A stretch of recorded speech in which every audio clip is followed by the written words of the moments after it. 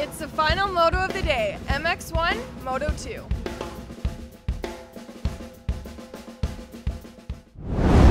All right, Goldie, what a second moto here in the MX1 class. Demuth with the hole shot by half a knobby, but boy, did Clad ever make quick work of him down that tree line to move into first early. Yeah, it kind of makes it a bit of a boring race when that happens. It was good to see Demuth get the hole shots because that guy is not much of a starter right there at all. So that's always good to see. But like you said, Clad gets into the lead and starts yarding the field. And then once again, it was a bunch of guys behind chasing. We had Demuth, Adams. Nemeth actually made the pass on Demuth at about the second lap and kind of moved himself into position. And then Nemeth, solidified himself as going to be the second place guy. And then Demuth all of a sudden started going backwards, which we haven't seen from him much this year because he's been so darn strong.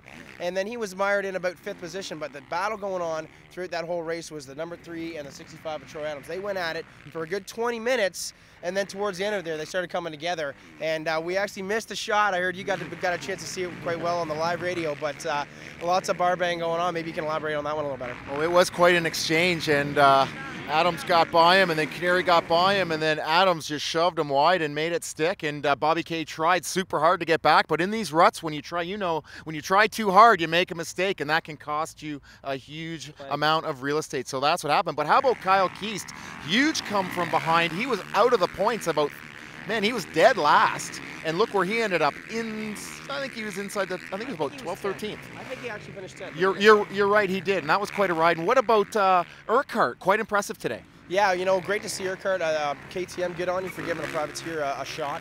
And, he rode well. He got 2 top 10 finishes today, which is pretty respectable, especially on this track. I mean, you can't tell from the television cameras how gnarly this place was today. The rocks, the lappers, the ruts, everything that these riders had to deal with, for them to come in on top and battle hard the way they did is a battle of attrition, and it just shows a lot of determination from each and every one of them on the gate out there. And yeah, Kyle Keast coming from away at the back. Mason Phillips, a quiet ride in 7th spot, but still good to see.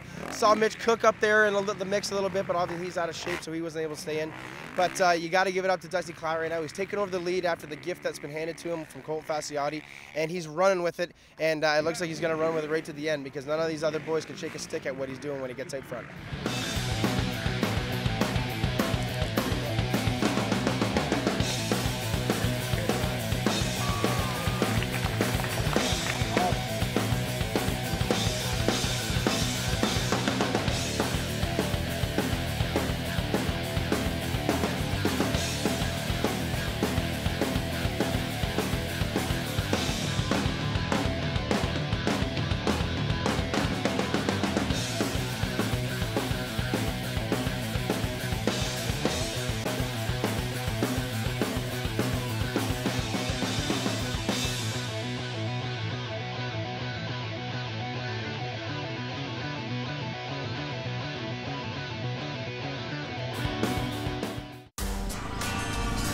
I'm Cam Brownson, host of Angler and Hunter Television.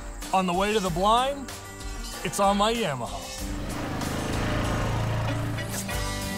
I'm Dave Mercer, host of The Facts Efficient, and this is my Yamaha. I'm Jim Rogers, VP, VMAX Owners Association, and this is my Yamaha. What kind of Yamaha are you?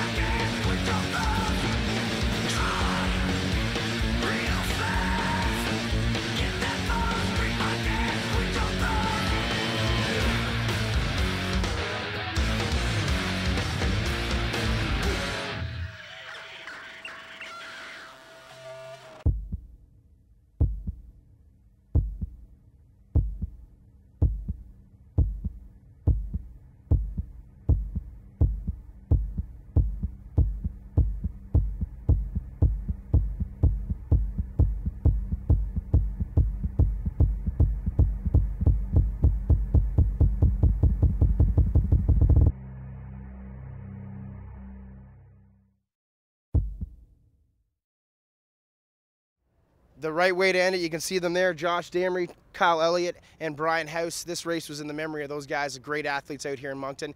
Wrapping up here, MOTOVISION round number 7 from the Riverglade MX Park, and what a day it was. The track was one that wasn't expected, I think, for most of the riders. They always come out here and you really get good dirt. This year was a little bit drier, a little bit gnarlier, and let me say, that last MX1 moto that we just witnessed was unbelievable. For each and every rider that finished it, like I said, was just great to see, because a lot of heart goes out there, a lot of determination.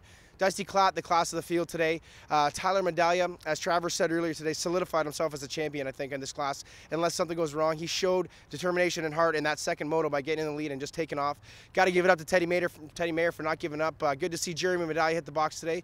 Got to give a shout out to Eric Nye. He busted his wrist in that second moto. We're not going to see him finish off the year, Eric, but you know what? You've given us a lot this year, and we love to see you out on that track. So, for MXP Magazine, Lucas Oil, Royal Distributing, Yamaha Canada, Thor, and everyone else here that supports us, and of course the boys at Monster Energy. For MOTOVISION round number 7, Riverglade is closing out. Thank you to all the fans that support us. Thank you for my boys, Traps and Costa. We will see you at Santa Lee next week for another round of the greatest sport in Canada, motocross off-road.